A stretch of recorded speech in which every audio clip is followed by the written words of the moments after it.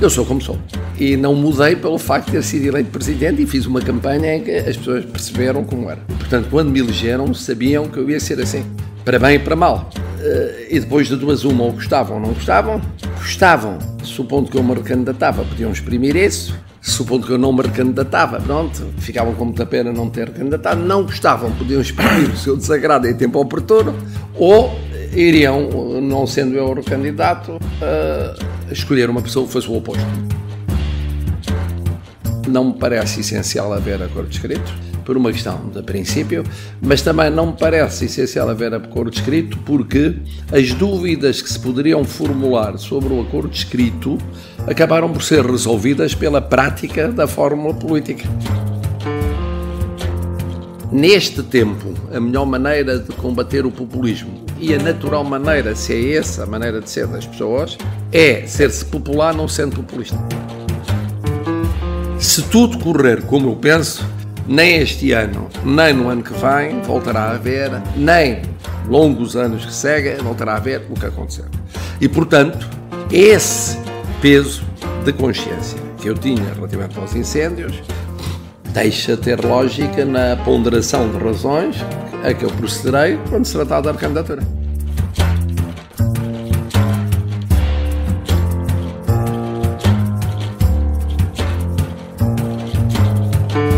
É mais do que uma entrevista, é menos do que um debate.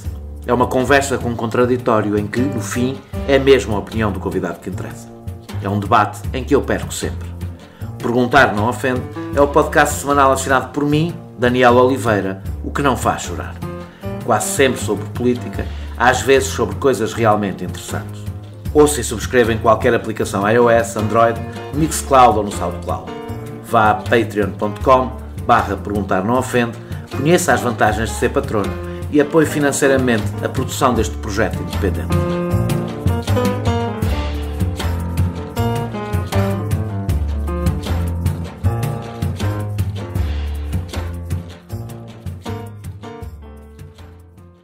Marcelo Rebelo de Sousa escapou por pouco a um dos momentos mais difíceis vividos em Belém. A entrada em funções do primeiro governo constitucional liderado por um partido que não ficou em primeiro lugar nas eleições e que, durante 3 anos, governou com base em acordos bilaterais. É consensual que Marcelo, ao contrário de Cavaco Silva, contribuiu para a sobrevivência desta solução de governo. Mas depois da saída de cena do homem que o apelidou de Catavento e depois dos incêndios do verão de 2017, as coisas mudaram. Não houve o conflito institucional, mas o tom passou a ser outro. E ao fazer depender a sua recandidatura da forma como a época de incêndios corresse este ano, deixou claro que também a sobrevivência do governo dependeria disso. Ou seja, só não estamos perante uma crise política porque o clima ajudou. Marcelo Rebelo de Sousa pode condicionar este governo porque, com a proteção que lhe deu no início, o tutelou. E pôde tutelá-lo porque atingiu níveis de popularidade nunca vistos. Esta é a lição que o anterior presidente nunca aprendeu. Que a autoridade deste cargo não depende da Constituição, depende do poder simbólico de quem está em Belém. No caso de Marcelo Rebelo de Sousa, isso fez por adesão emocional dos eleitores que o Presidente alimentou o mais que pôde. Isso leva-nos a uma perplexidade que também trataremos na conversa de hoje. Se o Presidente dos Afetos inaugurou uma forma de fazer política que desinstitucionaliza o Estado e o poder, com enormes riscos que podem vir a ser aproveitados por um qualquer populista. Mas antes de falarmos do Presidente da República com Marcelo Rebelo de Sousa, temos de falar de um ano político que se adivinha longo e intenso. A campanha eleitoral já começou, durará 11 meses e testará a resistência da geringonça, partindo do princípio que ela ainda existe. O primeiro teste é o Orçamento de Estado com especial pressão dos professores. Perante a solução inédita de governo, todos os partidos andarão a tatear e o Presidente pode ser várias vezes chamado a intervir. Antes de tudo, Sr. Presidente da República, queria agradecer-lhe por ter aceito abrir o ano político com a primeira participação de um Presidente num podcast e começo por fazer uma pergunta que não sei se alguém tem a resposta. Perante os mimos trocados entre os partidos que apoiam esta maioria, a geringonça, acha que a geringonça ainda existe? Bem, em primeiro lugar, queria agradecer naturalmente esta entrevista e, como diz, é que eu me lembro a primeira entrevista em podcast e perder é uma fórmula diversa e não ensaiada, não como respeita, de entrevista e diálogo. Eu tenho dito, por um lado, que é desejável que a atual fórmula governativa, que é a expressão que eu sempre utilizei e utilizo, dura até ao fim da legislatura, mas por outro lado estou convicto que dura até ao fim da legislatura. Há diferenças, como é natural. Mas a pergunta, deixa-me dizer, não é só que a solução governativa dura. A questão é se ela é real, se ela existe quando vemos os partidos que o apoiam. Bom, é evidente que há divergências, houve desde o início. E vai haver sempre. E as divergências são mais marcadas no período eleitoral. Como disse na introdução, estamos perante um período pré-eleitoral longo, como nunca tivemos. Primeiro, pela coincidência de 2 eleições no mesmo ano, esqueçamos a da Madeira, as europeias e as legislativas. Segundo, pela antecipação ligeira, embora, das europeias para o final de maio. E depois, porque, de facto, os protagonistas políticos decidiram abrir o período pré-eleitoral muito mais cedo. Eu tinha dito isso, eu tinha temido isso no ano anterior, veio a confirmar-se. Portanto, estamos em pleno período pré-eleitoral.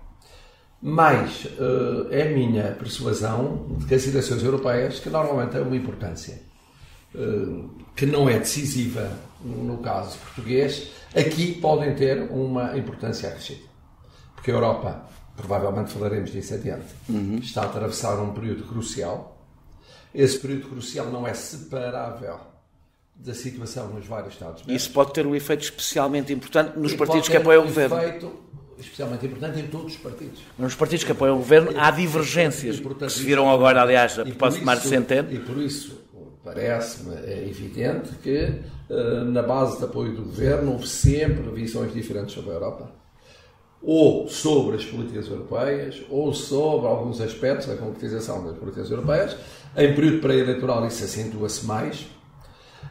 Não me parece que seja suficiente para se dizer terminou a fórmula governativa. Ela já não existe. Ela existe no essencial, como se verá na votação do Orçamento de Estado. Teme que este período pré-eleitoral precoce afete, não digo numa não aprovação do Orçamento de Estado, mas afete a própria elaboração do Orçamento de Estado, ou seja, que os 3 partidos que apoiam este governo, ou esta maioria, ou esta solução, tenham os olhos postos nas eleições, a 11 meses das eleições, e que isso afeta a negociação e leva a um orçamento menos racional ou menos pacífico? Não, eu diria o seguinte, nós no ano passado tivemos já uma experiência que serve de lição para este ano. Foi um orçamento de aprovação muito complexa. Porquê? Porque como não houve diálogo muito amplo antes do período, ou suficientemente amplo, antes da apresentação da proposta de lei do Governo, isso levou a que a votação na especialidade fosse muito complicada, muito elaborada e levou a que a redação final do orçamento fosse particularmente exigente. E acha que isso pode acontecer ainda maior? Foi uma lição, não foi uma lição. Portanto, os partidos sabem hoje que têm de trabalhar mais cedo, têm de apresentar, pelo menos, as suas propostas mais importantes mais cedo, têm de as consensualizar mais cedo, que o desejável é que isso aconteça em tudo o que for possível antes da apresentação da proposta de lei e antes do debate na generalidade. Eu tenho a sensação de que isso largamente está a acontecer. Porque olhando para aquilo que se ouve em público e somando as peças do puzzle, há ali propostas que não é crível que não tenham sido minimamente faladas. Porque são de uma envergadura tal e de consequências tão significativas que não é natural que se possa avançar sem ter um pré-conhecimento da reação do Governo e, portanto, e do Partido Socialista. Portanto, o que eu espero é que a votação na especialidade seja mais simples e muito menos complicada do que foi no ano passado. Mas há neste orçamento um berbicacho para resolver, que é a história da carreira dos professores. Aliás, diz que já pediu, vi declarações suas, que diz que pediu informação ao Governo sobre os custos que tem o descongelamento da carreira dos professores. Teme que isto seja um problema em que tenha que intervir de alguma forma? Ora, bom, primeiro, esclarecendo o que se passou antes. O Governo foi sempre, nomeadamente o Sr. Primeiro-Ministro, foi sempre informando o Presidente da República, foi-me informando a mim, de todos os passos relevantes em matéria de professores. E, portanto, quando eu ouvi dito que tinha pedido elementos que não me tinham sido dados, eu aproveitei para esclarecer de imediato ao órgão de informação onde tinha vindo publicada essa notícia, que não se tratava disso, porque eu tinha todos os elementos necessários fornecidos pelo Primeiro-Ministro. Eu penso e desejo que a questão seja resolvida antes do Orçamento de Estado. Porquê? Porque é uma questão prévia. É prévia em termos de eventuais consequências ou não no Orçamento de Estado, mas também é prévia porque, dependendo das conversas a ter, e hoje estamos a uma semana, precisamente, da reunião entre os sindicatos e o Governo, assim a solução será uma solução mais financeira, ou mais exigente do ponto de vista financeiro, ou mais repartida por outras áreas da governação. E, portanto, tal como o vejo, e penso que provavelmente o Governo também talvez veja, o melhor seria fechar esse dossiê no mês de setembro, antes de se passar para o dossiê proposta de lei do orçamento, apresentação, debate na generalidade e debate e votação na especialidade. Espero que isso seja possível. Deixe-me só fazer-lhe uma pergunta, voltar um bocadinho atrás só à geringonça, a esta solução política. São duas perguntas, uma sobre o passado, outra sobre o futuro. Sobre o passado, se teria tido a mesma reação que teve o anterior Presidente da República e se teria exigido acordos escritos, como o Presidente da República exigiu, e por isso é que eles existiram. Isto é a primeira. A segunda é se no futuro, havendo uma geringonça de esquerda ou de direita, aliás, neste podcast, a Associação Cristas pôs a possibilidade de uma solução semelhante à direita, que o CDS não entrasse no governo, mas apoiasse um governo do PSD, se em iguais circunstâncias fará iguais exigências, ou seja, quer à esquerda, quer à direita, acordos escritos para garantir uma maioria. Eu percebo essa questão. Eu sobre isso tenho uma prática vivida. Eu fui líder da oposição, do principal partido da oposição, e viabilizei sucessivos orçamentos, ou seja, viabilizei a duração, a permanência, a durabilidade do governo por um período considerável, que praticamente atingiu a legislatura, embora ela fosse terminada já com outro líder da oposição, sem nunca haver acordo escrito. E, portanto, não me parece essencial haver acordo escrito, por uma questão de princípio, mas também não me parece essencial haver acordo escrito porque as dúvidas que se poderiam formular sobre o acordo escrito acabaram por ser resolvidas pela prática da fórmula política. Ela afirmou-se, sobreviveu, conviveu com realidades que, no fundo, eram aquelas que suscitavam a exigência de acordo escrito, a Aliança Atlântica e a União Europeia. Era fundamental disso, depois havia outras mais vagas. Ora, ficou provado que a fórmula governativa é uma fórmula em que os partidos apoiantes do governo não questionaram a política do governo em pontos que o governo considerava importantes no domínio da Aliança Atlântica e da União Europeia. Portanto, a conclusão é, havendo em situação semelhante à que temos hoje, não exigirá compromissos. Sim, isso aplica-se quer à esquerda, quer à direita. A direita parece estar a ter alguma dificuldade em afirmar-se perante este governo. E acha que à direita falta um discurso alternativo ou que este governo secou o discurso alternativo que a direita poderia ter? Eu não posso formular juízos sobre os problemas partidários. Poderia se fosse comentador político, mas o Presidente não é comentador político. É evidente que eu faço análise política. Para mim. Só que depois, dos 100% de análise que faço, comunico aos portugueses 5%. Que são aqueles os 5% que cabem e que são fundamentais para o exercício da função de Presidente da República. Os outros 95% ficam para mim. E, portanto, ademais, ainda por cima, eu tive a experiência de ser líder da oposição. Sei como é muito difícil em Portugal ser-se oposição. E hoje é muito difícil ser-se governo e oposição. É mais difícil ser-se hoje governo e ser-se oposição do que era há 10 anos, há 20 anos, há 30 anos. Eu também fui governo há 30 e tal anos e não há comparação. Por causa da Europa? Bom, primeiro, não havia a componente europeia. Segundo, não havia aceleração temporal. O tempo faz a diferença. Era possível... O desgaste é muito rápido. Era possível guardar um diploma fixando um teto salarial durante 2 semanas numa gaveta, mas fisicamente numa gaveta, para não haver tema. E ser divulgado apenas, salvo erro foi, não sei se foi na Sexta-feira Santa, mas foi assim, num dia considerado como o menos mau para a divulgação de um diploma tão impopular. Isto hoje não existe.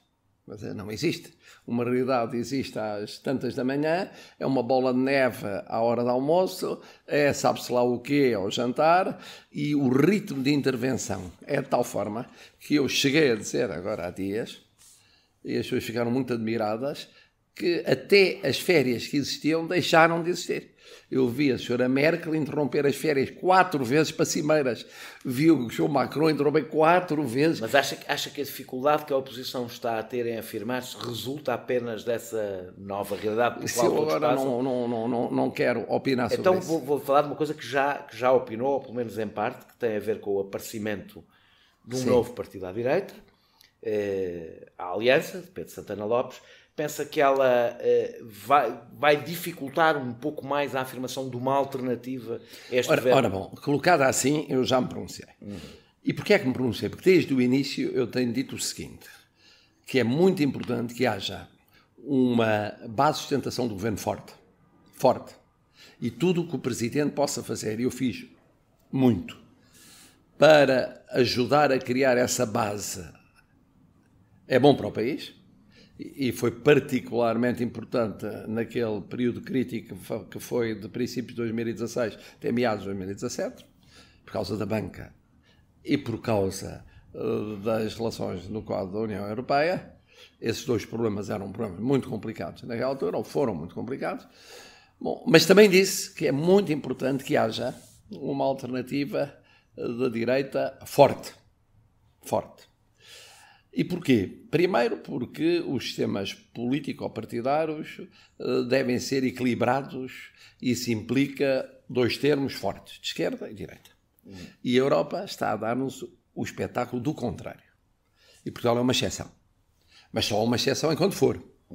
E tem que se construir essa exceção todos os dias. E desse ponto de vista, a fragmentação da direita é mau? Em segundo lugar, porque há um problema, é que tudo o que seja debilidade de partidos, quer à esquerda, quer à direita, mas agora falando concretamente à direita, debilidade em termos de alternativa de direita, abre caminho àquilo que temos visto noutros países e que eu acho preocupante.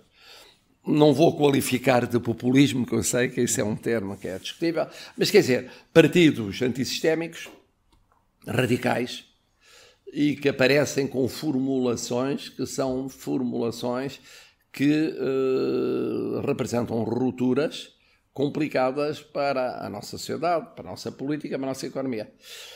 Ora bom, e é isso que me preocupa permanentemente, quer à esquerda, quer à direita, mas agora falando à direita, é evidente, preocupa-me que qualquer que seja a atuação do centro-direita nos próximos tempos, nomeadamente em termos eleitorais, que não surja uma situação que é má para a esquerda. Também é má para a esquerda. Porque às tantas a esquerda é chamada a ser algo que não é ser esquerda. Porque é chamada a ser centro ou centro-direita. Que não é essa a sua vocação natural. E num primeiro momento pode ser muito sedutor, mas num segundo momento abre caminho a fórmulas, abriu noutros países, a fórmulas mais ou menos desesperadas e radicais. Isso não é bom. Dentro desse, se o nascimento de novas forças à direita pode ter esse efeito, não tem igual efeito o ambiente que se vive no principal partido da oposição, de guerra interna aberta na afirmação do novo líder? Bom, eu não gosto de fazer comentários, eu não vou fazer comentários sobre a vida interna dos partidos. Agora, posso pegar na questão por outro lado. Há na sociedade portuguesa já, noutras áreas, exemplos de fenómenos que vão no sentido daquilo que eu temo. Quer dizer, eu vou dar alguns exemplos. Primeiro, a fraqueza, a fragilidade da comunicação social. Não há democracia forte sem comunicação social forte. Nós estamos com uma comunicação social economicamente fraca. Todos os dias morrem órgãos de comunicação social. Ou têm de passar tormentos para sobreviverem. Isto é muito preocupante. Isso já não é só em Portugal, mas em Portugal é o que nos preocupa. Não é bom. Segundo, em setores da sociedade, do desporto a outros, há apelos que são apelos já de ruptura antissistémica. Porque o sistema não é capaz de dar resposta. Terceiro exemplo, no domínio sociolaboral, já assistimos a fenómenos inorgânicos, como em alguns domínios sociais em geral, que eu interpreto como fraqueza dos parceiros económicos e sociais em ocuparem lugar. Portanto, eu não estou só preocupado com os partidos, estou preocupado com os parceiros económicos e sociais. A sua debilidade leva a que, às tantas, perante problemas, surjam surtos reivindicativos, inorgânicos. E lidar com esses surtos, depois é uma complicação. E o sistema está a ter cada vez mais dificuldade em lidar com esses surtos. Ver-se-á tudo muito pequenino. Não tem a gravidade de outros países. Mas vai-se somando. Mas há pouco, aliás, falava do ritmo aceleradíssimo em que se faz a política e não há o risco, tornando um pouco mais abstrato aquilo que eu estava a falar do PSD, de as lideranças nem sequer terem tempo para se afirmar como alternativa. Mas esse é um dos problemas hoje. Um dos problemas deste tempo político, do tempo externo, que nos condiciona muito, e do tempo interno, é que por esse mundo fora nós temos lideranças que são lideranças instantâneas, que gerem a liderança ao ritmo de uma mensagem. Curiosamente, o líder atual do permanente. PSD tenta fazer o oposto. Ou seja, tem-se tentado afirmar... Eu não vou comentar lideranças, nem vou comentar situações partidárias. O que eu digo é o seguinte, é que por esse mundo fora, cada vez há mais lideranças que são lideranças pontuais, casuísticas de gestão do dia-a-dia e que condicionam o que se passa também em Portugal. E o tempo político, mesmo em Portugal, está de uma aceleração. O exemplo é entrarmos praticamente a um ano das legislativas, e embora bastante menos das europeias, em tempo eleitoral, e entrarmos nos discursos, e entrarmos na cabeça das pessoas, e entrarmos na forma como elas começaram a gerir as suas posições para o final deste ano e o ano que vem.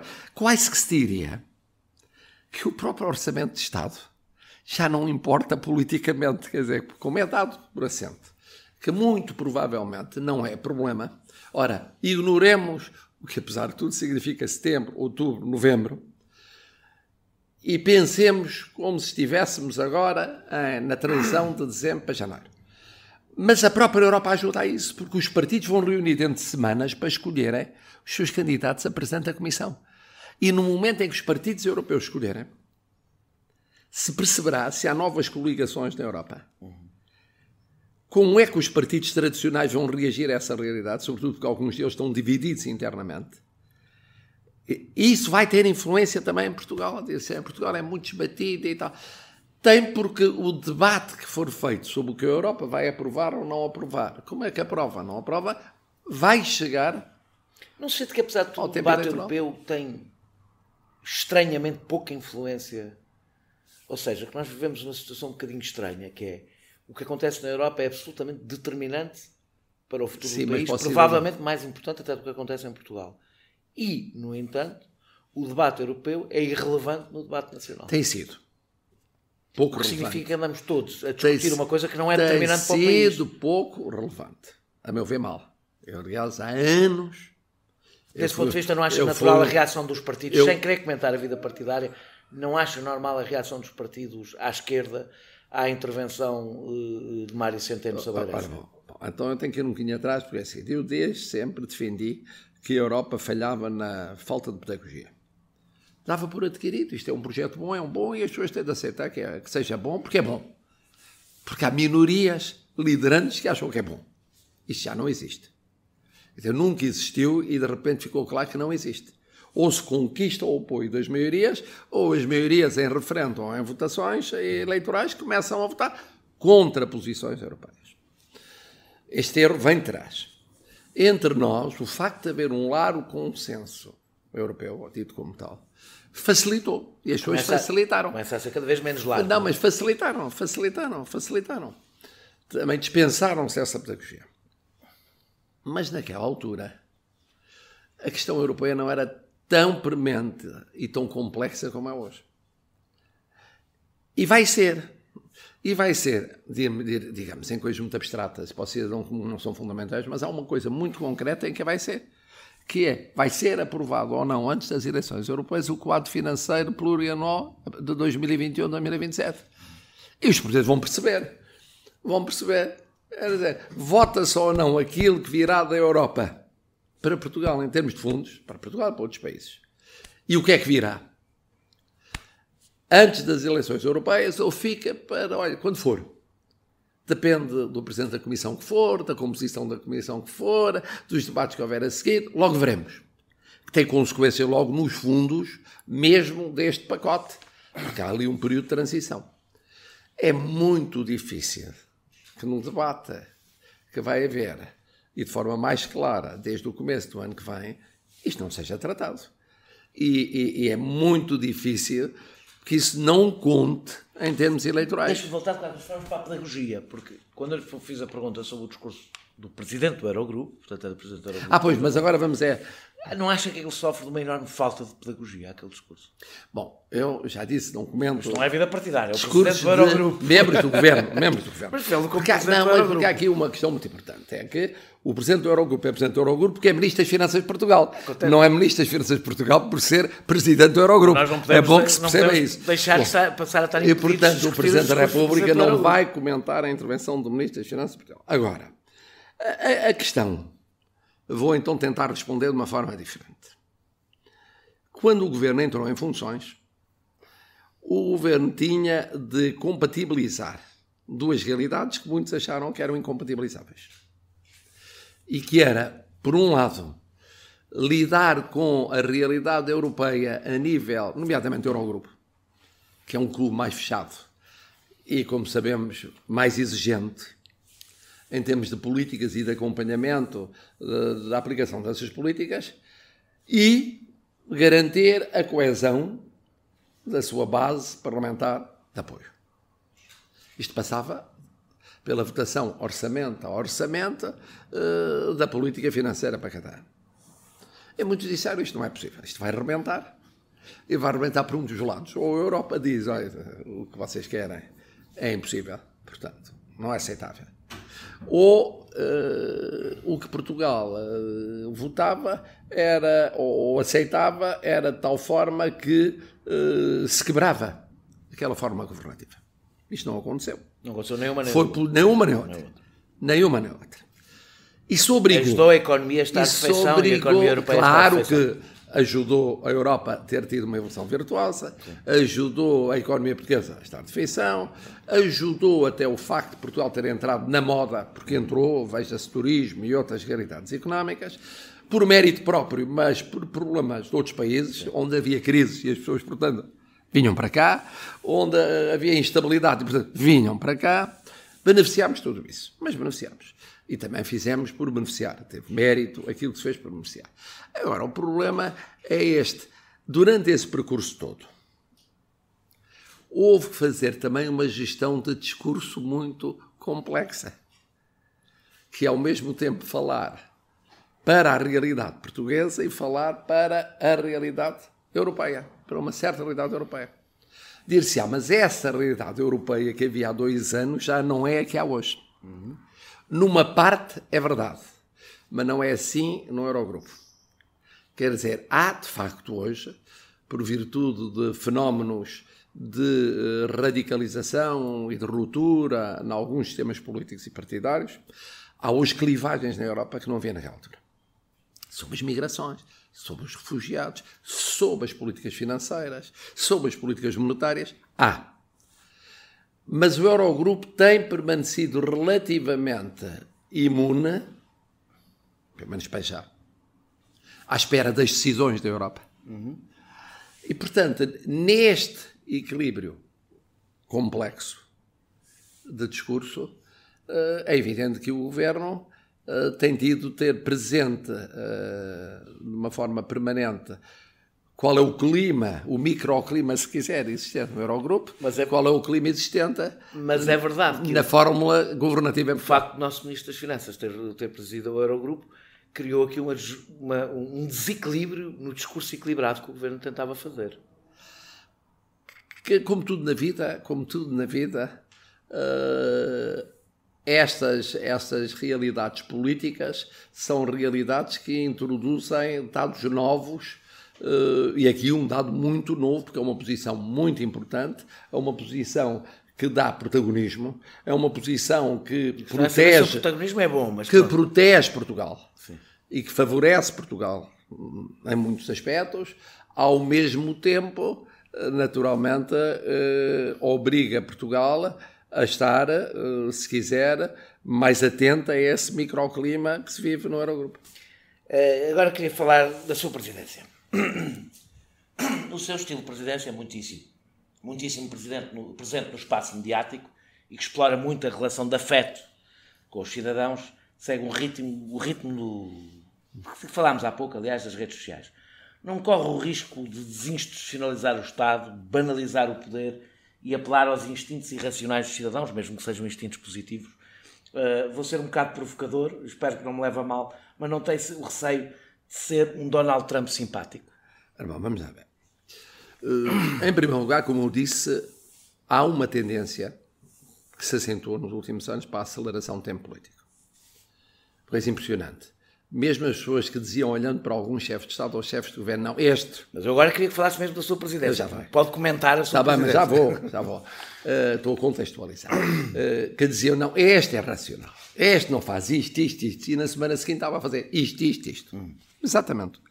O mais racional dos chefes de Estado, o mais distante, o mais frio, estava em manifestações de afeto, a tirar selfies, a ter confraternizações, a ter intervenções no terreno e por aí adiante. Bom, portanto, há uma aceleração do tempo político, há uma forma diversa de fazer política. Podemos discutir à saciedade se é reversível, se é irreversível, qual é a parte que é reversível, tem a ver com as pessoas, ou qual é aquela parte que é irreversível, tem a ver com os meios de comunicação de hoje, com a rapidez dos meios de comunicação e com a necessidade de intervenção neles. Bom, esse é um aspecto. Depois há outro aspecto, agora falando daquilo que me respeita. Eu sou como sou. E não mudei pelo facto de ter sido eleito presidente e fiz uma campanha em que as pessoas perceberam como era. E, portanto, quando me elegeram, sabiam que eu ia ser assim. Para bem e para mal. E depois de duas uma, ou gostavam ou não gostavam. Gostavam, supondo que eu me recandidatava, podiam exprimir isso. Supondo que eu não me recandidatava, pronto, ficavam com muita pena não me ter recandidatado. Não gostavam, podiam exprimir o seu desagrado em tempo oportuno. Ou iriam, não sendo eu o candidato, escolher uma pessoa que fosse o oposto. É como é, mas isso tem consequências políticas para o cargo. Porque o cargo lhe antecede e vai... Terceiro aspecto, vamos já lá vamos. Terceiro aspecto. A creche que eu entrei num momento em que a sociedade portuguesa estava dividida em duas, que não direi que só odiassem, mas andava perto disso. Porque cada uma delas achava que tinha direito à taça. Então, feito a jogada final, a taça é minha, a taça não, é minha. E, portanto, tu não tens legitimidade para ter a taça. Não, eu tenho, tu é que não tens. Bom, e eu, portanto, fui chamado, um pouco intuitivamente, a intervir no espaço público muito para cozer aquilo que estava discutido. Simultaneamente, eu tive a má surpresa do sistema financeiro estar, no que respeita ao sistema bancário, pior do que tinha imaginado.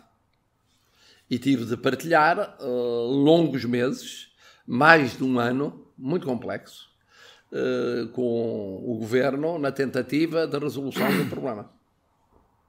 Isto levou-me a intervir mais do que eu esperava e desejava, num domínio em que tradicionalmente o Presidente da República não intervém muito.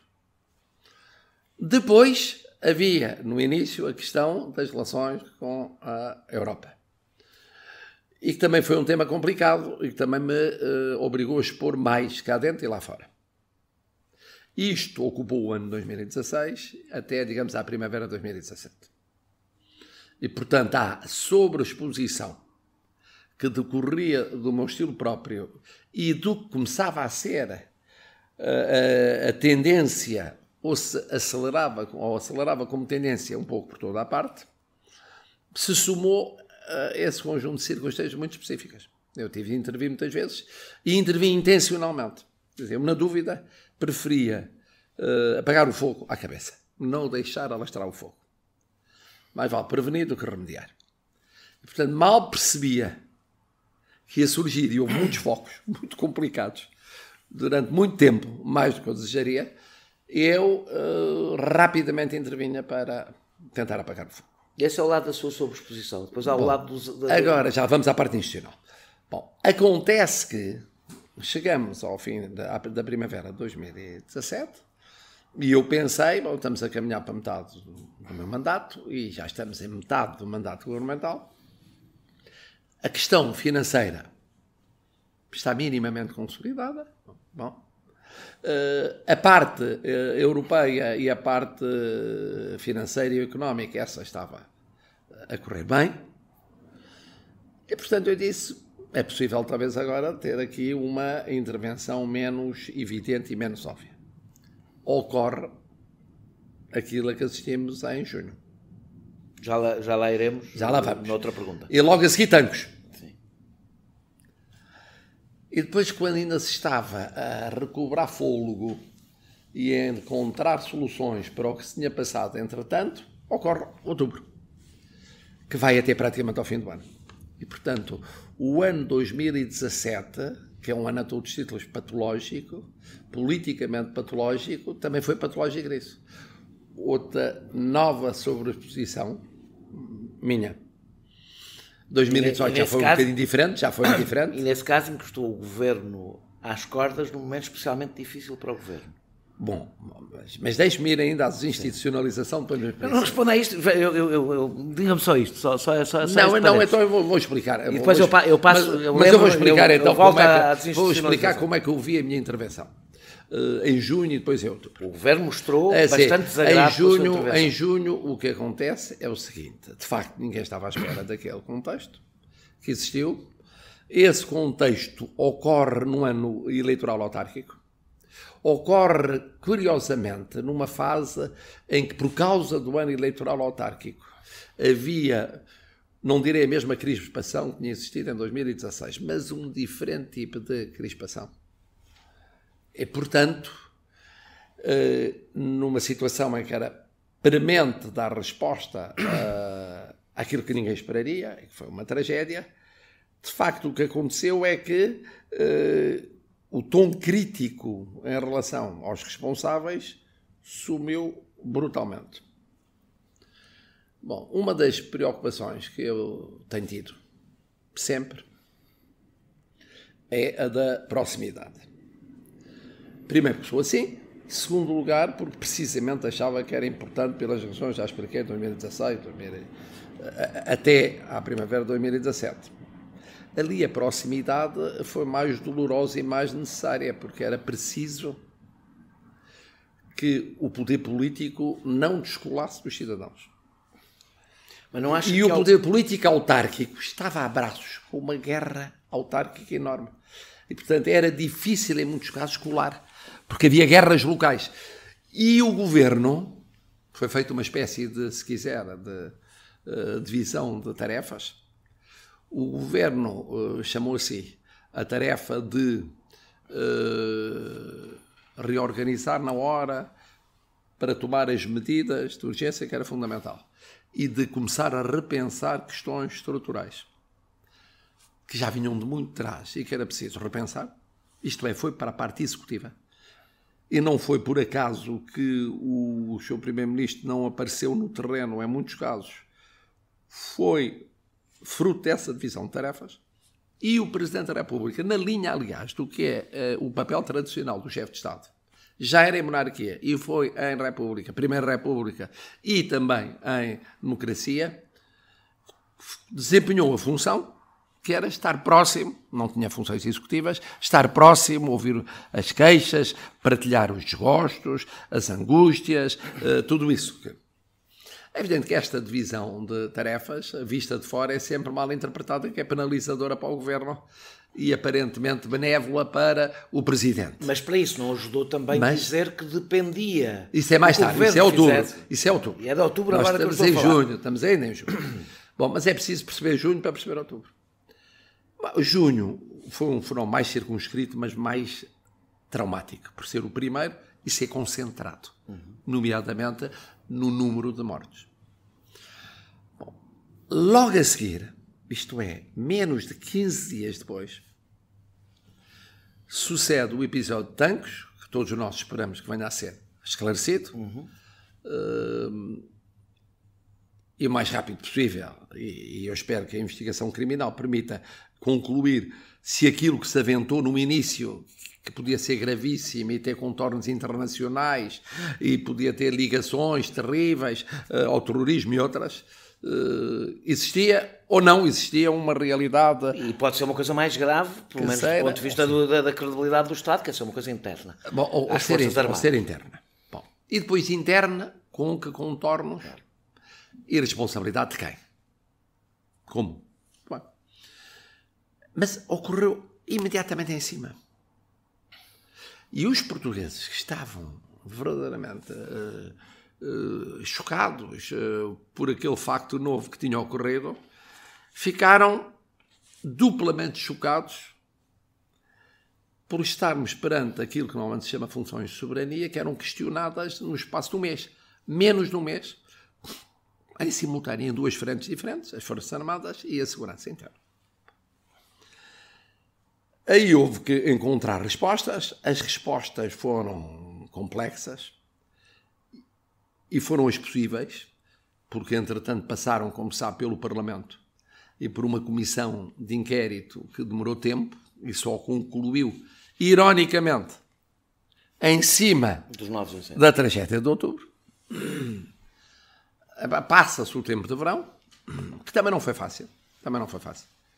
Porque, como se imagina, as estruturas tiveram de enfrentar este desafio. Estavam elas próprias em reajustamento. E, portanto, tiveram de viver aqueles meses de julho e de agosto numa posição de transição a vários títulos. E que era o período normalmente mais complicado de incêndios. E quando se esperava, finalmente vai haver uma distância para poder discutir o assunto. Tinham avançado algumas leis. Também houve aí aquela acusação injusta de que foram avançadas à pressa, estavam em debate público há longos meses, tinham sido apresentados pelo Governo desde o fim do ano anterior. A questão tem a ver com fazer tudo ao mesmo tempo, ou seja, mudar a lei, mudar as estruturas, tudo em simultâneo. O problema foi esse, é que depois o que aconteceu foi o seguinte: as leis são mais fáceis de fazer, as mudanças de estrutura demoram mais tempo, a própria reforma estrutural ainda está, digamos assim, em processo de elaboração numa parte, e a aplicação das leis também, porque isso demora tempo. Não se muda o que é estrutural de um momento para o outro. E então chegamos a outubro e à sua intervenção. Mas chegamos a outubro. A sua intervenção foi mais dura para o Governo até hoje. Quando há outubro, de repente a área é muito mais vasta. O número de vítimas acaba por ser quase igual ao número de vítimas de junho, o que somado dá uma dimensão brutal. E para a opinião pública, de repente, a situação que se encontra é uma situação que é a seguinte: o Estado não tem resposta. O Estado não consegue responder, não respondeu em junho, não respondeu a seguir, não respondeu em outubro, se for agora em novembro, dezembro também não vai responder, e vai ser assim. E acha que perante esse cenário é sensato pôr a sua recandidatura perante esse cenário, do clima e de tudo que possa vir a acontecer? Perante esse cenário, houve ali duas coisas que me determinaram naquele discurso que eu fiz em Oliveira do Hospital. Uma foi o de recular à opinião pública. Recular à opinião. Isto é, eu disse, o pior que pode haver é de repente as pessoas dizerem aquilo que nós dissemos em voz baixa, ninguém diz em voz alta, na área do poder. Ou não diz porque não pode, ou porque está ocupado com outras tarefas executivas, ou porque entende que neste momento não é adequado dizer.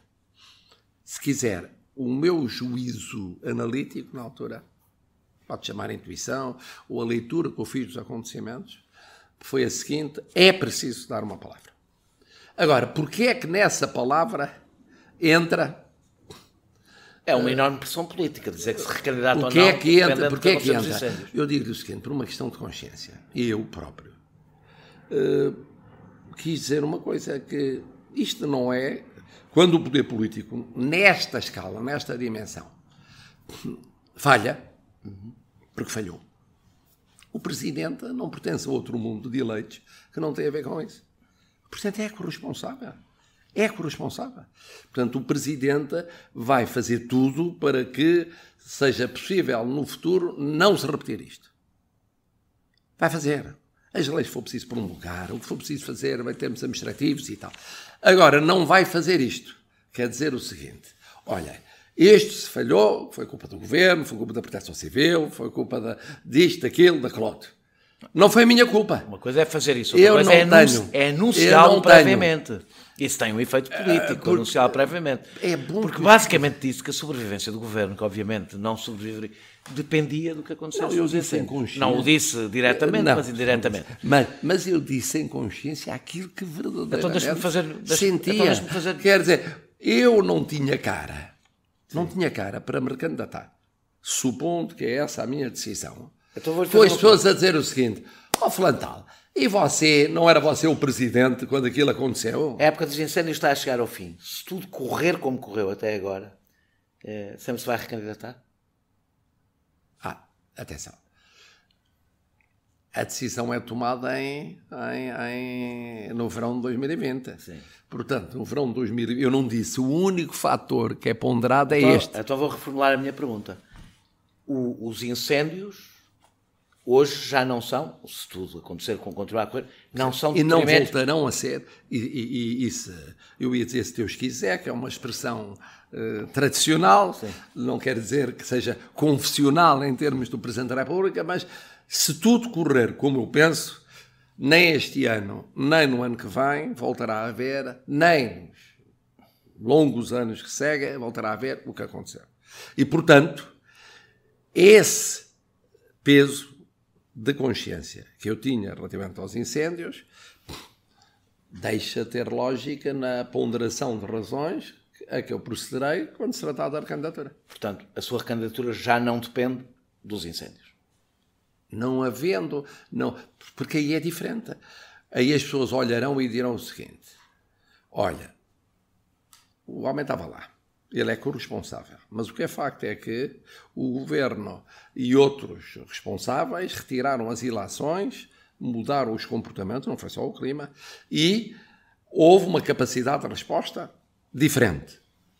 Não há razão para ele dizer, neste momento, olha, tendo certamente ajudado nisso, ele vir dizer, olha, eu de facto sinto-me responsabilizado ao ponto de isto só por si determinar que eu não me recandidato. Portanto, a sua resposta é não depende da recandidatura. A sua recandidatura não depende dos incêndios. É isso que deve ser. Se tudo correr como nós correr como está a correr agora. Claro. Através de patreon.com/perguntar não ofende, pode apoiar diretamente a produção deste projeto independente. E agora vou-lhe fazer uma pergunta que traz água no bico. Estamos a chegar ao fim, eu vou-lhe fazer uma pergunta que traz água no bico. Defende como regra o limite de mandatos?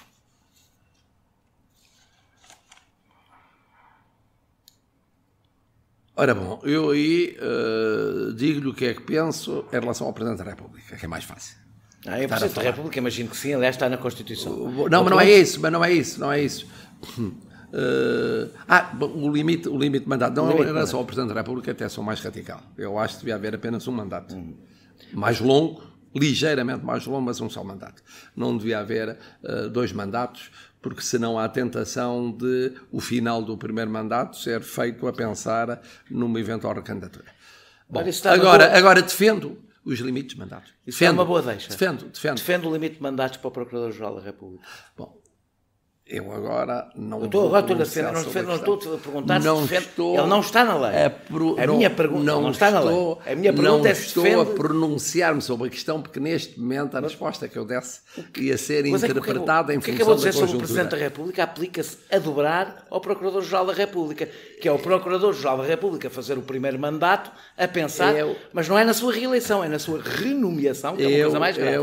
Eu não vou responder à pergunta só porque, conjunturalmente, seria interpretada a minha resposta como uma tomada de posição relativamente à matéria sobre a qual vou decidir daqui a um mês.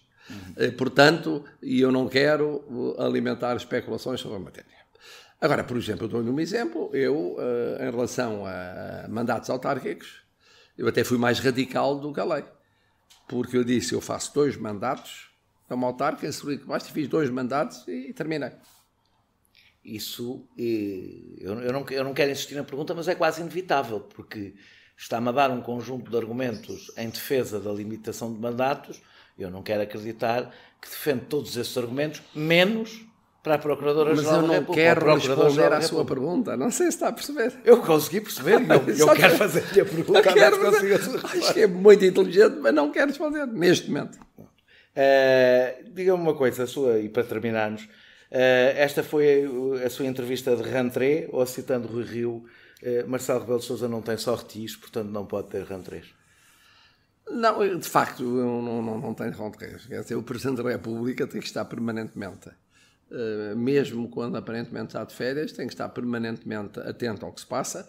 Eu, durante as chamadas férias, não deixei de promulgar diplomas, não deixou de haver audiência ao Sr. Primeiro-Ministro, não deixou de haver todos os dias a leitura dos telegramas diplomáticos, do acompanhamento do que se passava em matéria externa e interna, e, portanto... Mas também foi a banhos com jornalistas. E a minha pergunta é, a pergunta é se não tem uma espécie de contrato, não é um contrato escrito, nem sequer informal, mas uma espécie de contrato implícito com os jornalistas que lhes dá bons momentos mediáticos e em troca é menos escrutinado que os outros políticos. Não, primeiro, eu acho que os jornalistas podem e devem estar à vontade, eu tenho-os convidado a isso, a escrutinarem-me de forma exaustiva. E, por outro lado, eu devo dizer que aquilo que fiz... Mas os jornalistas são muito simpáticos em férias privadas, eu não telefonei para os jornalistas a dizer eu vou fazer, eu vou agora e tal. E eles, em alguns casos, até apareceram desfasados, ainda bem para mim, no tempo, foi menos cansativo, mas quando souberam, há sempre uma alma caridosa que diz, etc., apareceram. Bom, agora, eu não respondi, noto agora, a uma pergunta importante, que é da institucionalização. Mas eu não vai responder, que eu deixo-lhe no fim mesmo, mas quero fazer, não quero acabar com esta pergunta que é mais desagradável, precisamos acabar com uma pergunta mais desagradável, mas tem a ver exatamente com o escrutínio. O seu veto ao diploma que dava preferência aos arrendatários em caso de venda beneficiou a gestora de fundos imobiliários Apolo. Na prática beneficiou, não estou a dizer que foi esse o objetivo, evidentemente, mas beneficiou, que está a adquirir os imóveis de afinidade e ganhou aqui um espaço, um tempo em que a legislação em vigor continua a ser a que estava. O facto do escritório do seu assessor jurídico, Miguel Nogueira de Brito, prestar serviços à Apolo não lhe levanta qualquer problema e fazendo o escrutínio, quero lhe perguntar, se ele assessorou o caso, eu não estou a perguntar se ele foi determinante para a sua decisão, mas se ele assessorou o caso, se o assessorou, se acha que ele o podia fazer e se sabia deste conflito de interesses. Porque há um conflito de interesses. A resposta é sempre, não assessorou o caso. De maneira nenhuma. E não assessorou por uma razão muito simples, que eu lhe vou dizer que é, bom, alguma vantagem há em eu ser professor de Direito Constitucional.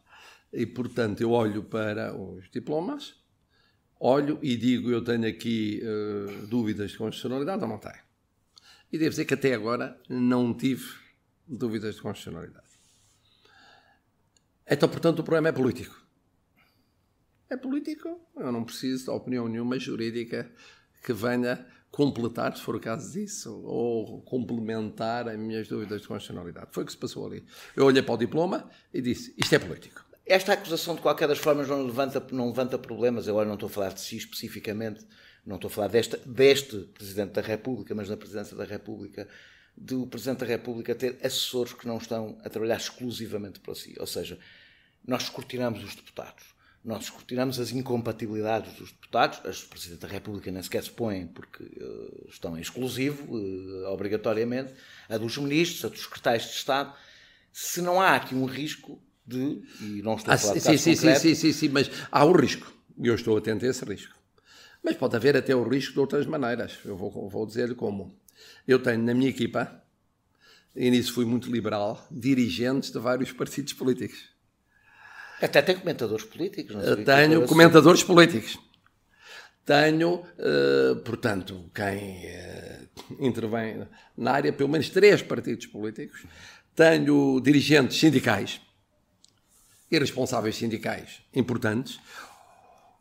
E por isso eu sou o primeiro, sempre que se trata de matérias em que eu sei que pode haver sensibilidade naquela opinião política ou sindical, porque puxam mais para um partido, puxam mais para uma central sindical, puxam mais para isso, não fazer intervir aquelas pessoas. Não intervém. Ponto final. Não intervém. No plano jurídico, exatamente o mesmo. A questão não se tem levantado porque no plano jurídico eu, felizmente, não tenho precisado de apoio nenhum. Sente-se autossuficiente? Nenhum. E, portanto, não é mérito meu só. Não, é mérito também dos diplomas não suscitarem as dúvidas. Podiam suscitar. Não têm suscitado. Vamos à questão da... A questão da desinstitucionalização. Eu não penso isso. Penso exatamente o contrário. Ou seja, primeiro por um argumento... recordar qual era o meu problema que pus, aliás, na eu sei, se o facto de afeta mais e racionalidade a mais não é pessoalismo, personalização a mais do poder e não é, portanto, apagamento da instituição. E agora imagino o próximo Presidente da República, que não sabemos quem será, que seja uma pessoa que apela a outro tipo de... Mas quer dizer que abriu o caminho para uma banalização do poder e uma desinstitucionalização que, como nós sabemos em vários países, tem tido efeitos gravíssimos. Bom, vamos lá ver. Uma coisa, a proximidade não é necessariamente banalização. É que há vários tipos de proximidade. Sei, a proximidade por via do afeto. A proximidade. Por via do afeto pessoal. O afeto não é com a Presidência da República, é consigo. Eu sei. A proximidade, em rigor, existiu com outros Presidentes da República. O Dr. Mário Soares. Dr. Mário Soares. Mas mesmo com o Dr. Jorge Sampaio, as pessoas são um bocado injustas em relação a ele. Ele, do ponto de vista afetivo, em alguns pontos, até era mais sensível que o Dr. Mário Soares. Chorava? Não é o problema de chorar. Estou a brincar. Não era de chorar. Era muito sensível. Veja o caso dos Sírios, é muito sensível a causas sociais e vibrava com elas e acompanhava. Assim. O Dr. Mário Soares era patente, porque era extrovertido, ao contrário do Dr. Jorge Sampaio. Era mais extrovertido. Portanto, há esses antecedentes. Uma coisa é a proximidade afetiva, outra coisa é a banalização. Por um lado, penso que estamos de acordo que a proximidade alarga, amplia a legitimidade política de intervenção. Isso estamos de acordo. Estamos. Bom, segundo ponto, o que reforça a instituição. Reforça a instituição. Pode só reforçar o detentor do cargo. Reforça a instituição. É preciso tomar uma decisão e é a instituição que a toma com legitimidade acrescida de exercício, toma-se mais à vontade do que se toma se não tiver legitimidade. Mas, segundo lugar, acontece isto. Não se esqueça que eu sou professor de Direito ao mesmo tempo e que sou muito institucionalista. Muito institucionalista. E, portanto, conjugo, às vezes até me atacam no teu, Zé Carlos Vasconcelos, dizia, mas porquê é que aparece sempre com um gravata em certas coisas quando anda de fato de banho a nadar noutras circunstâncias? Tudo o que tem a ver com o estrito exercício de funções e com a densidade das funções, aí eu sou muito institucional. E tento completar isso com uma proximidade informal constante. Dir-me há um equilíbrio difícil. Porventura, difícil de repetir com outro titular. Mas isso eu não tenho dúvidas, que o próximo presidente, seja daqui a 2 anos e meio, seja daqui a 7 anos e meio, se for essa a vontade dos portugueses, será provavelmente não só muito diferente de mim, como será porventura o oposto em muitos aspectos de mim. Porque nisto, é o que eu dizia, não sabemos até onde é que vai em cada momento a opinião pública. Há uma onda. Agora, para ir àquele seu comentário, em relação ao presidente norte-americano. Era uma provocação. Eu acho que, sem querer comentar chefes de Estado estrangeiros, o que acontece em muitos líderes mundiais é que há uma componente mediática levada ao extremo. Isso é verdade. Mas mediática levada ao extremo, mas sem substância. Há uma diferença. Uma coisa é a componente mediática levada ao extremo com substância, outra é sem substância. Quer dizer, o que eu no fundo penso é o seguinte: neste tempo, a melhor maneira de combater o populismo e a natural maneira, se é essa a maneira de ser das pessoas, é ser-se popular não sendo populista. É ganhar o coração das pessoas sem é ser o que se é, mas não é ganhar, é ser-se como é, sabendo que há limites que são inultrapassáveis e ocupando esse espaço de tal maneira que ele não possa ser ocupado por outros. Queria agradecer-lhe muito por ter aceitado fazer Eu é que este agradeço podcast. a entrevista, como agradeci no início. Muito obrigado. Até à próxima, Sr. Vermelho. Até à próxima, sabe-se lá quando. Quando se recandidatar. Não, sei lá. Muito obrigado. Sei lá, muito obrigado.